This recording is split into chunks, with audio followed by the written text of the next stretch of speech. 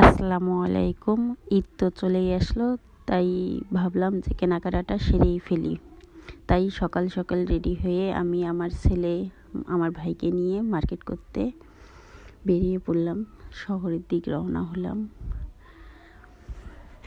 এই তো আমরা এসে পড়েছি মার্কেটে। এখানে এত সুন্দর সুন্দর জিনিস যে মন চায় যে সবই নিয়ে নিই। এই তো আমাদের মার্কেট করা অলরেডি শেষ। এই যে হিসাব করতেছে, ও টাকা দিয়ে দিল। এই যে আমরা এখন রওনা দিব বাড়ির কাছে। এসেই পড়েছি। ও ঢালতিছে জিনিসগুলো, কাকে কোনটা দেওয়া যায় সেটাই দেখতেছে, খুঁজে খুঁজে বের করছে। তারপর এক এক করে সবাইকে দিয়ে দিচ্ছে। এটা আমার ভাইয়ের মেয়েকে দিচ্ছে ও ড্রেস। এটা আমার বড় বুকে একটা গেঞ্জি দিল।